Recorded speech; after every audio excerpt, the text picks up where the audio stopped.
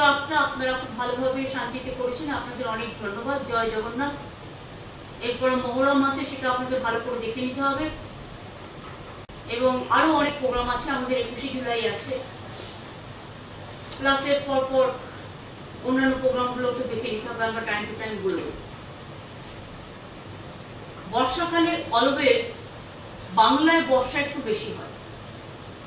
তার কারণ হচ্ছে বাংলা হচ্ছে নদী মাতৃকা দেশ। এখানে নদী, সমুদ্র, পুকুর অনেক বেশি, আর আমরা অনেক পুকুরও কেটেছি যাতে আমরা জল ধরে রাখি। তাতে অবশ্য আমাদের অনেকটা কাজও হয়। আর এখানে অনেকগুলো কোস্টাল এরিয়াও আছে। কোস্টাল এরিয়ার মধ্যে অত্রি একটা দায়িত্বে আছে সুন্দরবন, আর একটা পশ্চিমাঞ্চলের দায়িত্বে আছে হলিউড। তো এই জায়গাগুলো খুব ইম্পর্টেন্ট। উত্তরবঙ্গ আজকে বন্যায় ভাসছে, যে কাগজে আমি রিপোর্ট দেখছি, এবং বিশেষ করে কালিম্পংয়ের, সিকিমের কয়েকদিন ধরে খুব বৃষ্টি হচ্ছে।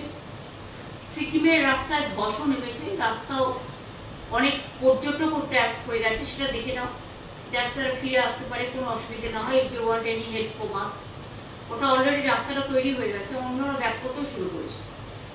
খুব বর্ষাকালে যেন কেউ পাহাড়ের দিকটা মানে অ্যাডভেঞ্চারাস হিসেবে ইউজ না করে, তার কারণ ওখানটা চিরকালই কালিম্পংয়ে ধস নামে। এই সময়টা সরু রাস্তা, পাশে তিস্তা ভরা জল, এগুলো মাথায় রাখতে হবে। বর্ষাকালটা, গরমকালে আবার শুকনো, তিস্তায় জল নেই। এটা প্রকৃতির বৈচিত্র্য রূপ। তো বিশেষ করে উত্তরবঙ্গে যেটা আমি দেখছি, আমি যে ডিপার্টমেন্টগুলো থেকে অলরেডি রিপোর্ট পেয়েছি, জেলাগুলো থেকেও, ডিএমএ কাছে, এসপির কাছ থেকেও, তাতে আমি দেখেছি বন্যার একটা আশঙ্কা আছে কিন্তু উত্তরবঙ্গের জেলাগুলোতে। ইরিগেশন ডিপার্টমেন্ট প্রতিবারই সবাইকে নিয়ে একটা 24x7 মানে আপ টু অক্টোবর, পুরো এন্ড অফ অক্টোবর আমরা একটা কিন্তু মনিটরিং সিস্টেম চালু করি। এবারেও সেটা চালু করতে হবে ইমিডিয়েট, যাতে হট করে কোনো প্রবলেম হলে একটা নাম্বার দিয়ে দেবে, মানুষ যোগাযোগ করতে পারে। ধরো রাতের অন্ধকারে একটা এমন বর্ষা হয়ে গেল যে পুরো ঘর বাড়িগুলো ভেঙে তছনছ হয়ে গেল, কারো রাস্তায় থাকার জায়গা পর্যন্ত নেই, রাস্তাটাও বিপজ্জনক হয়ে গেল, নদীর জলগুলো রাস্তায় এসে সব ভেঙে চলে গেল। এটা আমাদের নজর রাখতে হবে একটু। বিশেষ করে ইরোশন যেখানে হয় সম্ভাবনা আছে, মালদায় একটু ইরোশন হয়েছে, এবং গঙ্গার ভাঙন, এটা কেন্দ্রীয় সরকারের দেখার কথা। আজকে দীর্ঘ 12 বছর ধরে, 10 বছর ধরে ওরা দেখছে না, 1 পয়সা খরচও করেনি গঙ্গার ভাঙনের জন্য, ফরাক্কাও ড্রেজিং করেনি। বাংলাদেশের সাথে যখন আমাদের চুক্তি হয়েছিল, তখন কথা ছিল যে বাংলাদেশের যে জলটা যাচ্ছে সেটাকে রিভাইভ করবার জন্য, যাতে আমাদের এখানে প্রবলেম না হয়, ড্রেজিং করা হবে। এবং ভাঙন যেটা হচ্ছে, ইরোশন, সেই ভাঙনে অনেক বাড়ি তলিয়ে গেছে গঙ্গার ভাঙনে, সেই বাড়িগুলোকে তৈরি করে দেওয়া হবে। এলাকার উন্নয়নের জন্য একটা 700 কোটি টাকার প্যাকেজ তখন তৈরি হয়েছে। কারণ আমি যখন এমপি ছিলাম, আমি ঘটনাটা জানতাম, কিন্তু আজ পর্যন্ত সে টাকা দেয়নি। উপরন্তু আমাদের না জানিয়ে আবার বলছে আবার ফরাক্কা চুক্তি রিনিউ করবে, এবং বিহারও ভেসে যায়। ফরাক্কা যে ড্রেজিং করে না, শুধু বাংলার একটা ক্ষতি হয় তা না, বিহারটাও কিন্তু ভেসে যায়। কিন্তু মেন পার্টি হচ্ছে আমরা। কিন্তু যখন এগ্রিমেন্ট বা কথা যেটা হলো, আলোচনা বাংলাদেশ এবং ইন্ডিয়ার প্রধানমন্ত্রীর সাথে, আমাদের কাউকে জানানো হলো না, খুব আনফরচুনেট। যাই হোক, আবার বলছে তিস্তার জলও দিল, তিস্তায় জল আছে তাই দেবে, তাতে উত্তরবঙ্গের একটা লোক খাওয়ার জলও পাবে না। বর্ষার জল দেখে যেন গ্রীষ্মের জলের কথা আমরা না ভাবি। সিকিম ওর উপরে 14টা হাইড্রেল পাওয়ার প্রজেক্ট করেছে, তাতে সব জল টেনে নিয়েছে।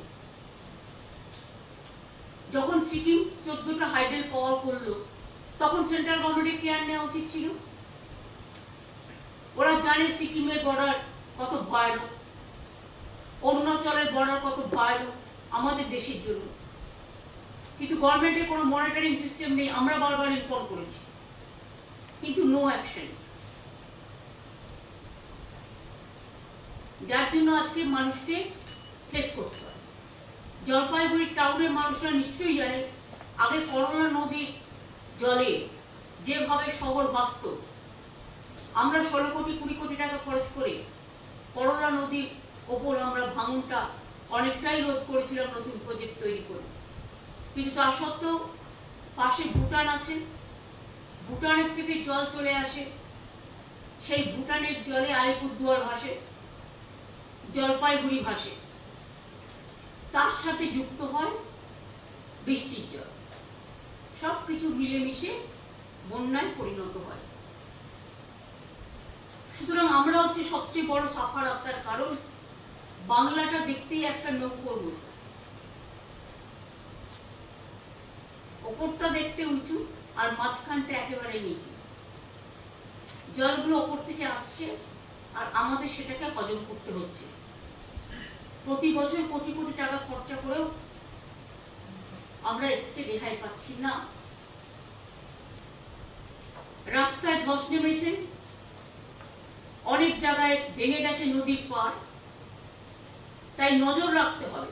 এরকম কোনো ঘটনা ঘটলে রাস্তা ভেঙে যাওয়া বিষয় ওগুলো ন্যাশনাল হাইওয়ে সেন্ট্রাল গভর্নমেন্টকে জানাতে হবে সঙ্গে সঙ্গে ব্যবস্থা নেওয়ার জন্য। এবং নর্থ বেঙ্গল, সিকিম, বিশেষ করে পাহাড়ি এলাকাগুলো আর্মিরা যাতায়াত করে, সুতরাং এটা আর্মিদের দায়িত্ব টু রেস্টোর দ্য সিচুয়েশন। ধস নামলে ডিএমদের এটা জানিয়ে রাখছি এবং এসপিদের। 2 হচ্ছে জলপাইগুড়ি ক্রান্তি মাল, জলপাইগুড়ি সদর, রাজগঞ্জ ব্লক এবং জলপাইগুড়ি মিউনিসিপ্যালিটি কিছুটা ক্ষতিগ্রস্ত হয়েছে। এর মধ্যে এখানে 9টি ফ্লাড শেল্টার আমরা তৈরি করেছি ইতিমধ্যে এবং 500 জন মানুষ তাতে আছে। কিন্তু আমাদের নিশ্চয়ই মনে আছে মালে একসময় ভয়াবহ, এরপর তো বান আসবে, সেই বানে পুজোর আগে যে বান হয়, সেই বানে সে ভেসে গেছিল 6 জন না 7 জন, আমি ছুটে গিয়েছিলাম। সুতরাং সেটা পুজোর আগে, এখন মনে হয় 99 সালে আমি যখন রেল মিনিস্টার ছিলাম, কারণ আমার ঘরে জল ঢুকে গেছিল 1 কোমর, এখন মনে আছে। কারণ ওখানে জল ঢুকলে মনে রাখতে হবে যে বন্যা মানে অবধারিত। আগে একটু বৃষ্টি হলে দক্ষিণ দিনাজপুরেও আমি যেতাম, বারবার দেখতাম বালুরঘাট, গঙ্গারামপুর, কুশমন্ডি, তপন 1 কোমর করে জল জমত। এখন অনেক কাজ আমাদের সরকার করেছে বলে এখন যদি অনেকটা কমে গেছে, কিন্তু আত্রেই নদীর উপরে যে বাঁধটা দেওয়া হয়েছে বাংলাদেশ এবং চায়না মিলে, সেটা করার সময় আমাদের তো জানানো হয়নি, আর তাতে কিন্তু অনেক মানুষ পানীয় জল ওখানে পাচ্ছে না। একটা সংকট তৈরি হয়েছে জলে তীব্র। আমি কিন্তু এটা প্রধানমন্ত্রীকে অনেকবার বলেছি এবং আগের যে মিটিংগুলোতে আমাকে ডাকতো ইন্দো বাংলাদেশে, সেখানে আমি বারবার কিন্তু এটা রেজ করেছি, কিন্তু তা সত্ত্বেও আজ পর্যন্ত কোনো ব্যবস্থা হয়নি। জলপাইগুড়ি জেলার এইটা হচ্ছে অবস্থা। জলপাইগুড়ি মিউনিসিপ্যালিটির চেয়ারম্যানকে আমি বলবো এবং ডিএমকে স্পেশালি, এসপিদের থেকে শুরু করে যারা বিডিও আছেন, এডিএম আছেন, এসডিও আছেন, ডিজাস্টার ম্যানেজমেন্ট সিস্টেম আছে, ইরিগেশন আছে, পাওয়ার আছে, আরবান ডিপার্টমেন্ট আছে, রুরাল ডিপার্টমেন্ট আছে, সবাইকে কিন্তু এটা কেয়ারফুলি দেখতে হয়। হঠাৎ করে বর্ষায় দেখবেন অনেক সময় বিদ্যুতের তারগুলো কারেন্ট হয়ে থাকে, দয়া করে কেউ তখন হাত দেবেন না। খুব ঝড় বৃষ্টি হলে টিভিটা অফ করে দেবেন কিছুক্ষণের জন্য, যতক্ষণ না থামছে, যাতে ইলেকট্রিফাইড না হয়, বিদ্যুতে তড়িতাহত কেউ না হয়। কিছুক্ষণের জন্য দরকার একটা লাইট জ্বালিয়ে রাখবেন, যেটা এমার্জেন্সি, বাদ বাকিগুলো অফ করে দেবেন। রাস্তার লাইটগুলো কিছুক্ষণের জন্য অফ করে দেবেন, যাতে কোনো দুর্ঘটনা না ঘটে। এটা এখন থেকেই মনে রাখতে হবে। ক্যাজুয়াল ভাবে এটা নিলে চলবে না, সিরিয়াসলি নিতে হবে। পঞ্চায়েতের থেকেও পঞ্চায়েত এলাকাগুলো ডিএমদের একটা সার্কুলার জারি করে, অনেকে হয়তো জানেই না সিস্টেম, তাদের একটু জানাতে হবে। গাঙ্গেয়